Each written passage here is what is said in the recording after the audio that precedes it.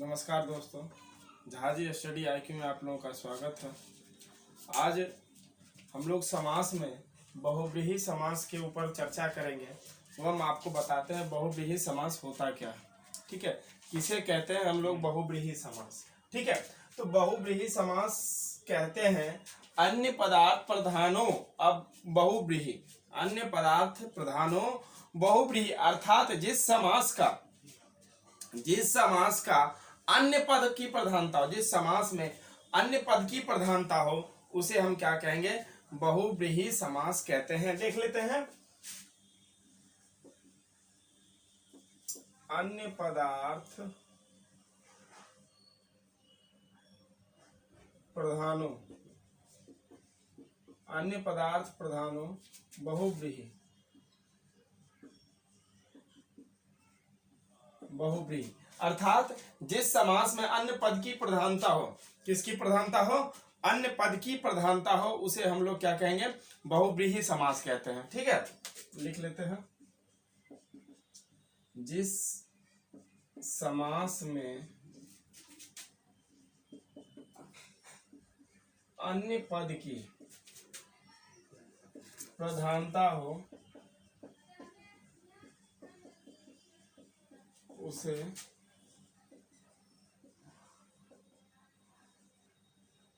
बहुव्रीहि क्या कहते हैं? बहुव्रीहि समास कहते हैं।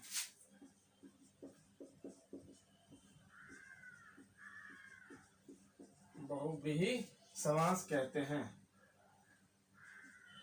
ठीक है, बहुव्रीहि समास कहते हैं। इसके बाद इसमें जो है, इसका जो अन्य पद है, अर्थात बहुव्रीहि समास में जो अन्य पद होगा वह विशेषण का रूप लेगा। किसका रूप लेगा? विशेषण का रूप ले लेता है। किसका रूप लेता है? विशेषण का रूप ले लेता है।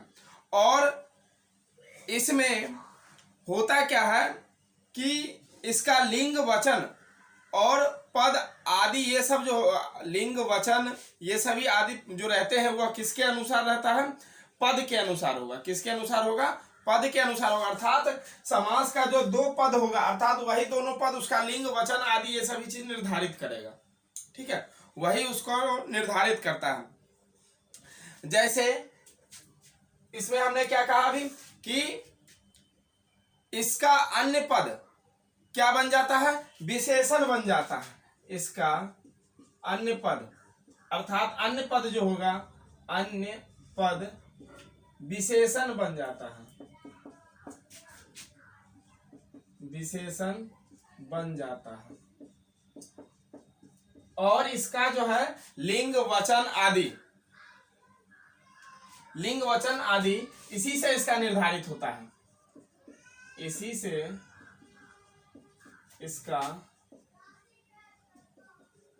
लिंग वचन आदि किसके अनुसार बदलता है? पद के अनुसार। पद के अनुसार रहता है या बदलता है। पद के अनुसार रहता है या बदलता है। किसके अनुसार बदलता है? पद के अनुसार बदलता है। ठीक है, हम उदाहरण के तौर पर देख लेते हैं। यथा पीतम अंबरम, अंबरम यस्य सह, यस्य सह, क्या? पीतम अंबरम यस्य सह, पीतम अंबरम यस्य सह, जो बनकर क्या आता है आपका? पीतांबरम। पीतांबरम क्या होता है? पीतांबरम। पीतम अंबरम यस्य सह। इसी प्रकार हम कह सकते हैं श्वेतम अंबरम यस्य सह, नीलम अंबरम यस्य सह। ठीक है, अर्थात यह शब्द पीतम अंबरम यस्य सह जो पीतांबर हुआ, यह किसके लिए बन के आया? कृष्ण या विष्णु कहकर हम संबोधित कर सकते हैं। कृष्ण या विष्णु। ठीक है, कृष्ण या विष्णु। ठीक है, यह होता है इसका। अब देखिए, इसमें इसका जो लिंग वचन जो भी है इसके पद के अनुसार निर्धारित करता है। किसके अनुसार निर्धारित करता है? पद के अनुसार निर्धारित करता है। अब कैसे, वह हम आपको बताते हैं। अब कृष्ण के लिए पीतांबर बोलना सही है, उचित है, बोला जा सकता है। ठीक है, कृष्ण के लिए बोलना उचित है।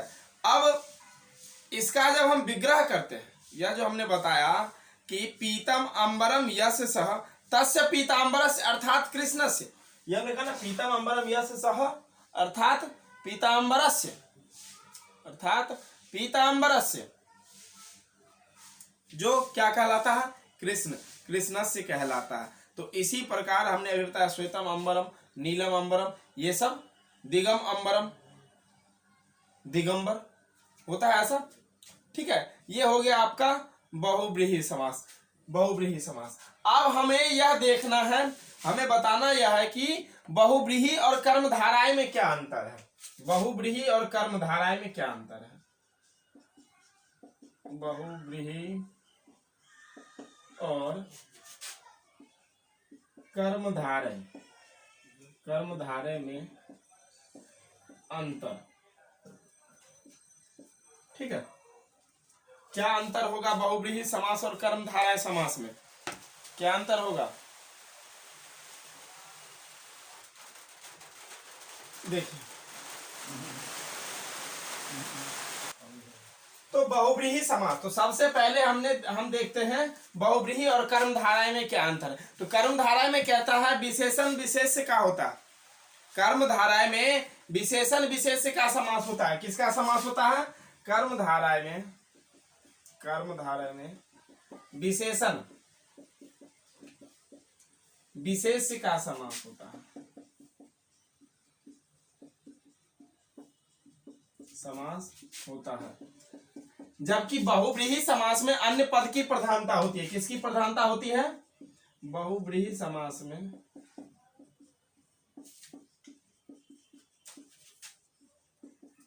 अन्य पद की प्रधानता होती है, अन्य पद की प्रधानता होती है। किसकी प्रधानता होती है, अन्य पद की प्रधानता होती है। यही अंतर है एक दोनों में, ठीक है, दोनों में यही एक अंतर है। और इसका जो, इस दोनों का जो एक है, कहता है कि एक ही समस्त पद विग्रह भेद के कर्मधाराएं भी हो सकते हैं और बहुव्रीहि भी।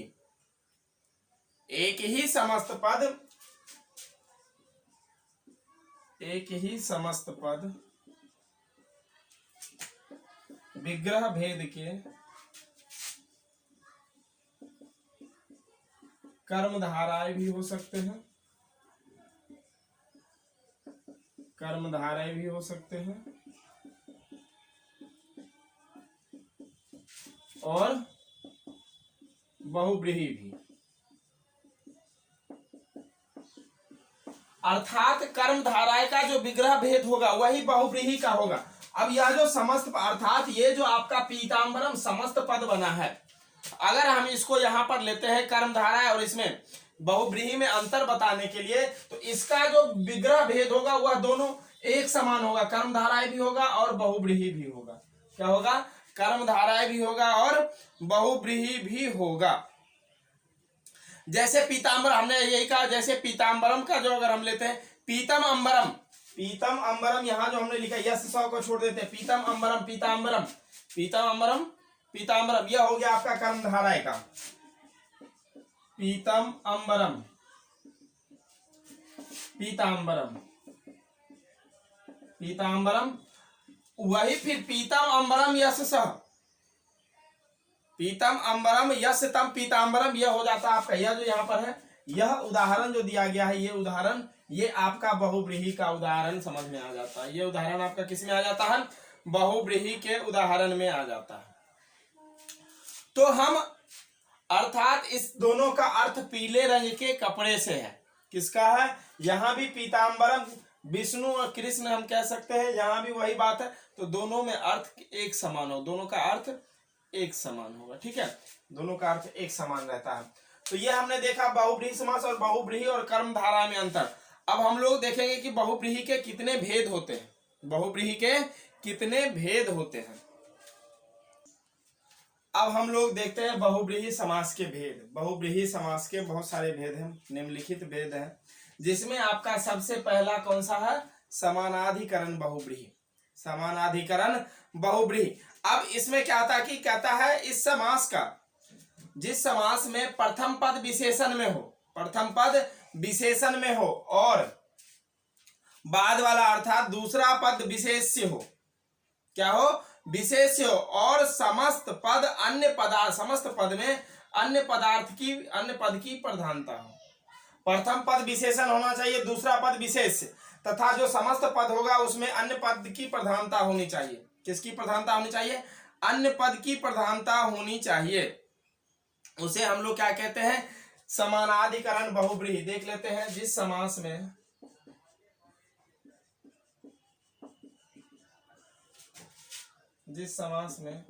प्रथम पद क्या होना चाहिए? विशेषण। प्रथम पद विशेषण तथा दूसरा पद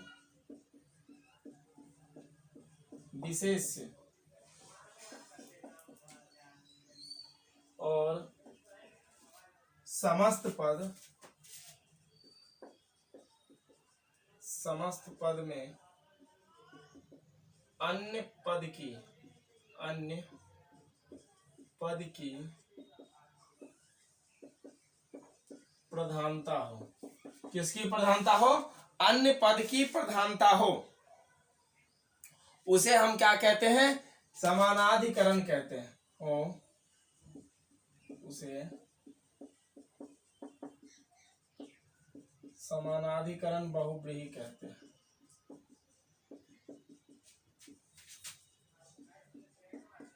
क्या कहते हैं? समानाधिकरण बहुब्रीहि कहते हैं। तो समझ गए? इसको समझने में कोई कठिनाई नहीं हो। कहते हैं जी, एक बार फिर से देख लेते हैं। जिस समास में प्रथम पद विशेषण तथा दूसरा पद विशेष्य और जो समस्त पद बन के आएगा उसमें अन्य पद की प्रधानता होगी। किसकी प्रधानता होगी? अन्य पद की प्रधानता होगी। अब कहता है कृतम कार्यम येन सह। उदाहरण के तौर पर देख लेते हैं हम। कृतम कार्यम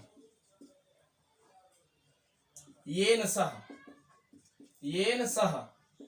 कृतम कार्यम येन सह, अर्थात इसका प्रथम पद विशेषण होगा और दूसरा पद विशेष्य होगा।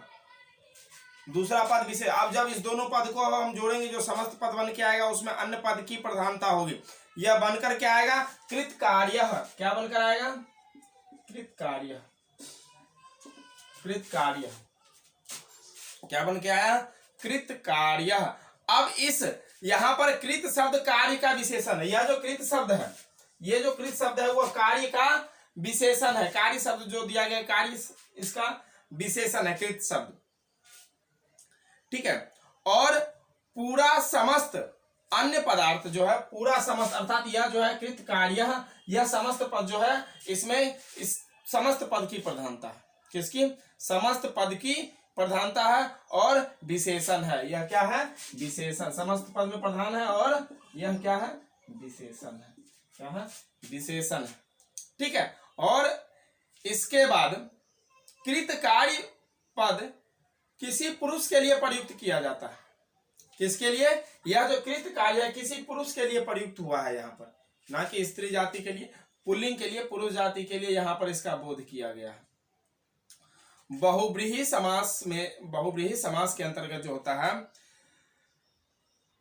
उससे युक्त पद को देखते हैं। अगर हम बहुब्रीहि समास से युक्त पद अगर उसमें हम लगाते हैं, उसको देखते हैं, तो अन्य पद आसानी से कल्पना कर ली जाती है। जो दूसरा पद, अन्य पद जो होता है, जो दूसरा पद होता है उसकी कल्पना आसानी से कर लिया जाता है। ठीक है। इसी प्रकार हम इसके अलावा और भी बहुत सारे एग्जाम्पल को देख सकते हैं। जीतानि इंद्राणि येन सह जितेंद्रियः, जीतानि इंद्राणि येन सह जितेंद्रियः, श्वेतम अंबरम येन सह श्वेतांबरः। ये सभी क्या है? समानाधिकरण के भेद उदाहरण है। किसके भेद है? समानाधिकरण के उदाहरण है। अब ये तो समझ गए हम। अब दूसरा है व्यधिकरण। व्यधिकरण बहुब्रीहि। दूसरा कौन सा है? व्यधिकरण। व्यधिकरण बहुब्रीहि।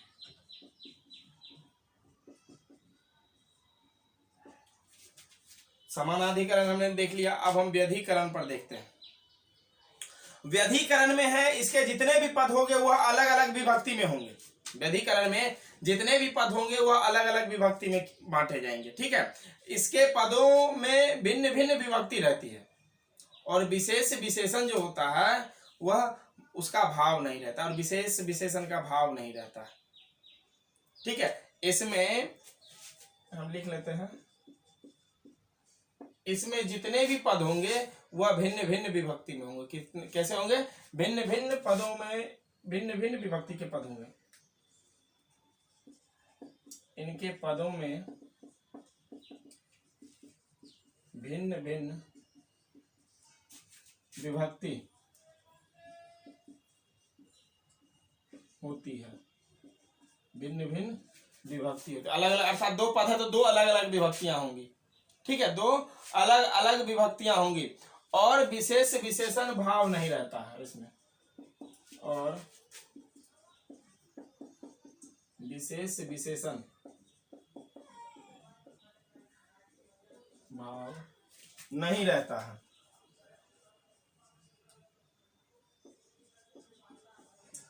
विशेष विशेषण का भाव इसमें रहता ही नहीं। जब अलग अलग विभक्ति होगी तो विशेष विशेषण का भाव पता ही नहीं चलता है। ठीक है, नहीं चलता है। अब उदाहरण के तौर पर हम देख लेते हैं। यथा, ठीक है, कहता चंद्र शेखर यशसः, चंद्र शेखर यशसः, अर्थात चंद्रशेखर, चंद्र शेखर यशसः। अब इसमें जो अलग अलग पद है उसमें अलग अलग विभक्ति के तौर पर यहां पर दर्शाया गया, जो अब बनकर आ जाता है क्या? चंद्रशेखर, चंद्रशेखर। इसमें विशेष विशेषण का कोई भाव नहीं है, इसमें विशेष विशेषण का कोई भाव नहीं है। ठीक है, अब उसी प्रकार खड्गः पानी यशसः, खड्गः पानी यशसः जो बन के आता है खड्ग पानी, इसमें भी आपका अलग अलग विभक्ति है, लेकिन विशेषण और विशेष का कहीं कोई चर्चा नहीं है, कोई भाव नहीं है, इसमें विशेष विशेषण होता ही नहीं, होगा ही नहीं। ठीक है, अब चंद्र और शेखर दोनों में विग्रह करने के समय भिन्न भिन्न विभक्तियां आती है।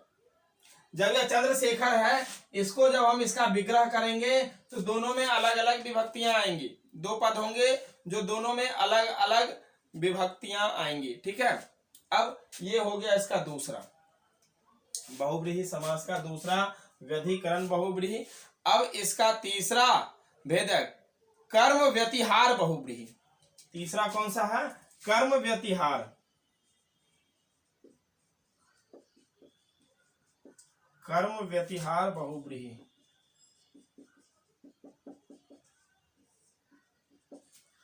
कर्म व्यतिहार बहुव्रीहि।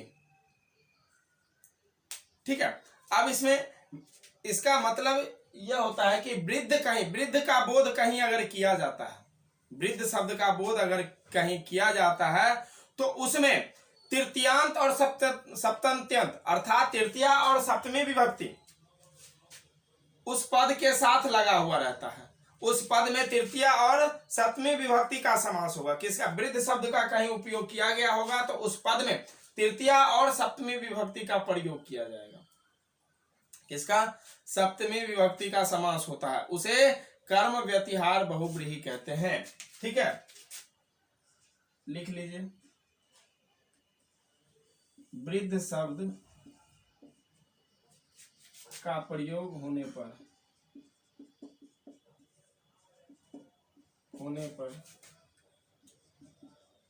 तृतीया और सप्तमी पदों का समास होता है। तृतीया और सप्तमी पदों का समास होता है, उसे क्या कहते हैं? उसे हम कर्म व्यतिहार समास कहते हैं। व्यतिहार बहुव्रीहि कहते हैं। क्या कहते हैं? कर्म व्यतिहार बहुव्रीहि कहते हैं। ठीक है, अब उदाहरण के लिए देख लेते हैं हम लोग।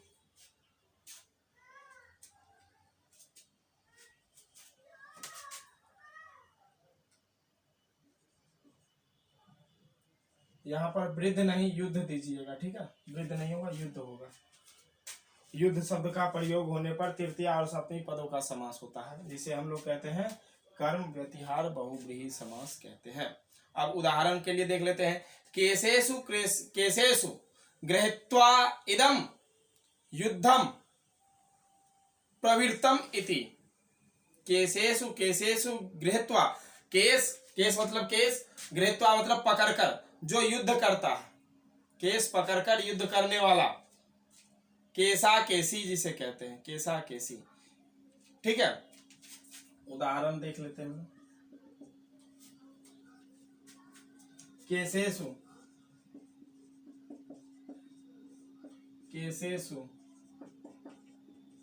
गृहीत्वा केसेषु गृहीत्वा इदं युद्धम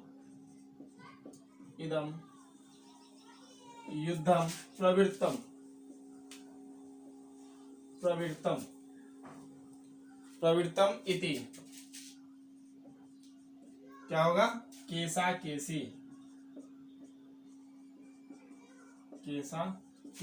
केसेषु गृहीत्वा इदं युद्धम प्रवृत्तम इति। अर्थात केस को पकड़कर जो युद्ध करने वाला है, केस पकड़कर जो युद्ध करने वाला है, क्या कहलाएगा? केसा केसी। युद्ध शब्द का, यहाँ वृद्ध हमने गलती से बोल दिया था, यहाँ पर युद्ध होगा, ठीक है। तो युद्ध शब्द का प्रयोग कहीं रहता है तो उसमें तृतीय या सप्तमी विभक्ति, तो देख लीजिए सप्तमी विभक्ति का प्रयोग किया गया है। किसका प्रयोग किया गया है? सप्तमी विभक्ति का प्रयोग किया गया है यहाँ पर, ये जो बनकर है केसा केसी, ठीक है, तृतीय या सप्तमी विभक्ति का प्रयोग होता है। अब तीन भेदों को हमने देख लिया, अब चौथा भेद बहुव्रीहि का चौथा भेद नंग बहुव्रीहि।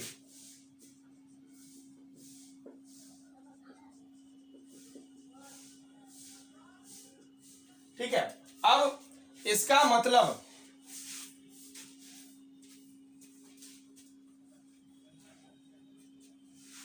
ये जो समास है नहीं, इसका प्रयोग नहीं के लिए ही किया जाता है। किसके लिए? नहीं के लिए, अर्थात न अर्थात नहीं या अविद्यमान के अर्थ में, जो विद्यमान ना हो, नहीं रहता हो, ठीक है, उसके रूप में इसका प्रयोग। और इसके साथ साथ जब बहुव्रीहि समास होता है तब उसे हम नंग तत्पुरुष कहते हैं, ठीक है। इसका अर्थ हम लिख लेते हैं, नहीं या अविद्यमान, नहीं या अविद्यमान के अर्थ के साथ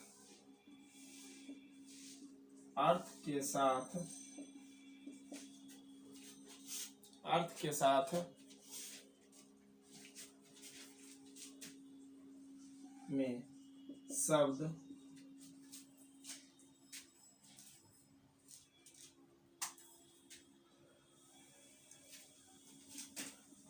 शब्द के साथ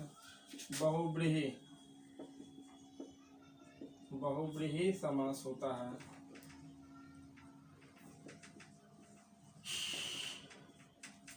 तब उसे क्या कहते हैं? तब उसे बहुव्रीहि, नंग बहुव्रीहि कहते हैं। क्या कहते हैं? नंग बहुव्रीहि कहते हैं, ठीक है। उदाहरण के तौर पर देख लेते हैं अविद्यमान के। अविद्यमान पुत्र यस्य सह, अविद्यमान यथा अविद्यमान पुत्र यस्य सह, यस्य सह, अर्थात हमने पहले ही कहा था जहां पर अविद्यमान होगा वहां पर नहीं का प्रयोग होता है ना, अर्थात अपुत्र, पुत्र है ही नहीं, क्या हो जाएगा? अपुत्र। क्या है? अपुत्र, अपुत्र, पुत्र है ही नहीं, पुत्र है ही नहीं, यहां पर अविद्यमान का प्रयोग किया गया। उसी प्रकार अविद्यनम धनम यस्य सह, अविद्यनम धनम यस्य सह, अर्थात अधन, धन है ही नहीं, क्या? धन है ही नहीं। जहां पर नहीं या अविद्यमान का प्रयोग किया गया है वहां धन है ही नहीं। यह हो जाता है आपका नंग तत्पुरुष। 4 उदाहरणों को, 4 भेदों को हमने देखा। इसके एक भेद 5वां, उसके बाद और भी सारे भेदों को हम देखेंगे। इसका 5वां और अंतिम भेद है मध्य पद लोपी बहुब्रीहि। अब जिस समास में बीच के पद का लोप हो जाता है, जिस समास में बीच के पद का लोप हो जाता है उसे हम लोग क्या कहते हैं? मध्य पद लोपी बहुब्रीहि। जिस समास में बीच के पद का लोप हो जाता है,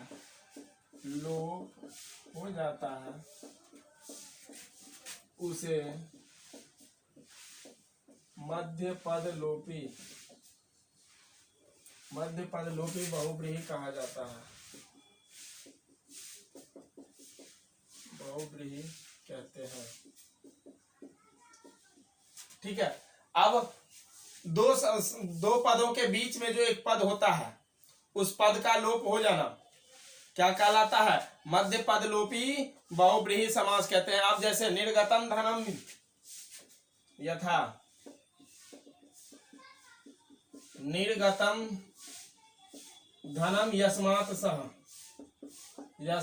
सह, जो आपका आ जाता है निर्धनम। ठीक है, निर्धनम। इसमें गतम शब्द जो है उसका लोप हो गया है। किसका लोप हो गया है? गतम शब्द का लोप हो गया। गतम मतलब जाना, चला गया। गतम मतलब चला गया, धन चला गया और वह क्या हो गया? गरीब हो गया, निर्धन हो गया।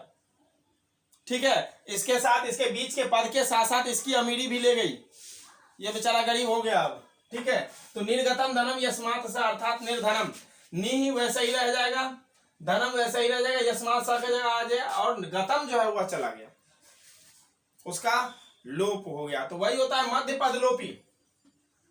बीच के पद का लोप हो जाना मध्य पद लोपी बहुब्रीहि कहलाता है। बीच के पद का लोप हो जाना क्या कहलाता है? मध्य पद लोपी बहुब्रीहि कहलाता है। तो हमने आज बहुब्रीहि समास के 5 भेदों को देखा।